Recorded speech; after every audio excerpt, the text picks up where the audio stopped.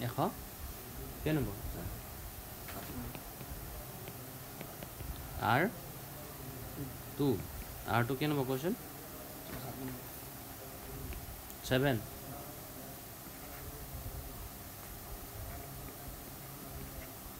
কি কৈছে প্ৰশ্নটো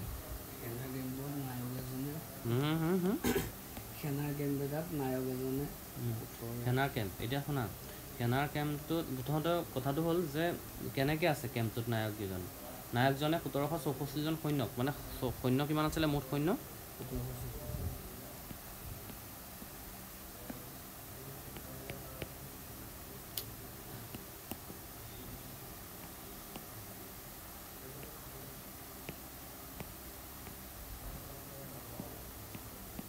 মুঠ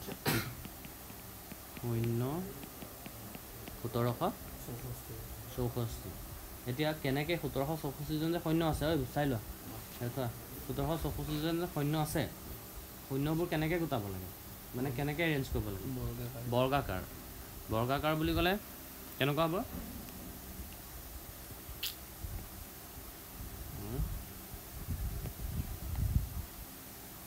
ধৰা এনেকৈ এইটো কেনেকুৱা বৰ্গাকাৰ হৈছে নে এতিয়া বৰ্গাকাৰ ৰূপত সৈন্যবোৰ সজাব লাগে এতিয়া প্ৰথমতে কৈছে প্ৰশ্নটোত কেনেকৈ দীঘে পথালিয়ে শাৰীৰত সমান সৈন্য থাকিব লাগিব তাৰমানে এনেকৈ যেটা সৈন্য থাকিব এনেকৈও সেটাই সৈন্য থাকিব লাগিব হ'লনে এইফালে যদি 3টা থাকে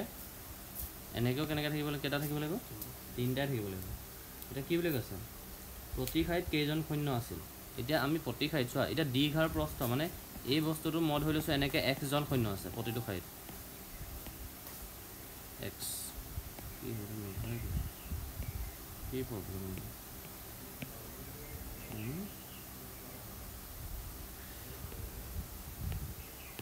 এনেকৈ ধৰি লৈছোঁ এইফালে x জন সৈন্য থাকে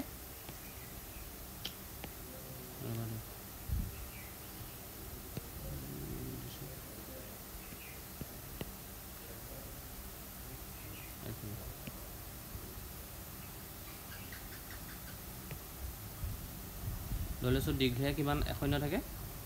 x জন হ'লনে তেতিয়াহ'লে দীঘে যদি x থাকে প্ৰস্থ কিমান থাকিব পথালিকে কিমান থাকিব পথালিকে কিমান সৈন্য থাকিব কোৱাচোন যদি দীঘে x জন থাকে কি বুলি কৈছে ইয়াত দীঘে আৰু পথালিকে শাৰীৰত সমান সৈন্য থাকিব বুলি কৈছে নে দীঘে যদি x থাকে পথালিকে কিমান থাকিব x জনে থাকিব নে নাথাকিব এতিয়া চোৱা কথাটো হ'ল মুঠ সৈন্য কিমান 1764 এতিয়া দীঘৰ সৈন্য আৰু প্ৰস্থৰ সৈন্য দুইটা পূৰণ কৰি দিলে মুঠ সৈন্য ওলাব নে নোলাব কথা কৈছোঁ গম পাইছানে দীঘত থকা যিমানবোৰ সৈন্য আছে দীঘে থকা সৈন্যবোৰ আৰু পথালিকে থকা সৈন্যবোৰ পূৰণ কৰিলে কিমান ওলাব লাগিব 1700 কাৰণ কেলৈ এই 1764 জন ইয়াতে সজাইছে নাই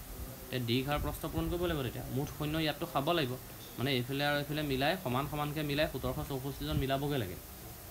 দীঘে ধৰি লৈছোঁ মই নাজানো x জন সজাইছে পথালিকো x জনে সজাব লাগিব দুইটা সমান আছে গতিকে দুইটা পূৰণ কৰিলে খালি কিমান ওলাব লাগিব 1700 তেতিয়াহ'লে আমি কি লিখিম প্ৰশ্ন মতে হয়নে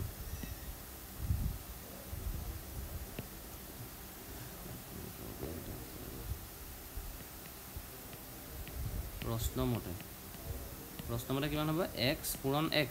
কেলৈ x পূৰণ x কৈছোঁ দীঘে থকা সৈন্য আৰু পথালিকে থকা সৈন্য দুইটাই কি হয় x দুইটাটো বৰ্গাকাৰ আছে সেইটো কাৰণে সমান তো এই দুটা পূৰণ কৰিলে আমাৰ কিমান উত্তৰ ওলাবগৈ লাগে সৈন্য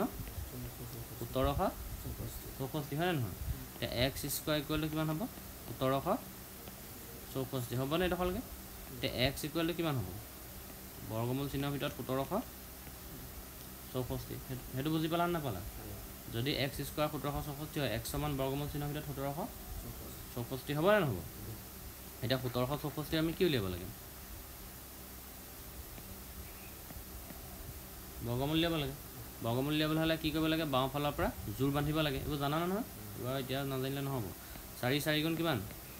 16 এইটো দীঘল হৰণ পদ্ধতিৰে বৰ্গমূল নিৰ্ণয় কৰা বুলি কয় জানা এইটো 1 থাকিলে এইটো কিমান থাকিলে 64 হ'ল নাই যিটো সংখ্যা পালা উত্তৰটো তাৰ দুগুণ কৰিব লাগে কিমান হ'ব 8 ইয়াত যিটো সংখ্যা পাতিম ইয়াতো একে সংখ্যা পাতি পূৰণ কৰিব লাগে মই যদি ইয়াত 2 3 পাতো ইয়াত কিমান পাতিব 3 নহ'ব 3 3 গুণ 9 নহ'ব 4 5 2 2 4 2 পাতোচোন 2 পাতো ইয়াতো 2 পাতো কি কৈছে ধৰিব পাৰিছা নাই ইয়াত যিটো পাতো সেইটো দীঘলহৰণ পদ্ধতি আগত কৰি আহিছা মই যদি ইয়াত উত্তৰত 2 পাতো তেতিয়াহ'লে ইয়াতো কিমান পাতিব লাগে 2 আৰু এই 2টোৱে এই 22টো 82টো পূৰণ কৰি চাব লাগে 2 2 4 2 2 16 ওলাইছে নাই 164 কোনটো উত্তৰ ওলাইছে তেতিয়াহ'লে 42 তলত কি লিখিবা এতেকে কি লিখিছিলে প্ৰশ্নটো প্ৰতি শাৰীত কেইজন সৈন্য থাকিব প্ৰতি শাৰীত কেইজন সৈন্য থাকিব তেতিয়াহ'লে 42 জন প্ৰতি শাৰীত কেইজন থাকিব 42 জন সৈন্য থাকিব কথাটো ধৰিব পাৰিলা নে নোৱাৰিলা পাৰিছা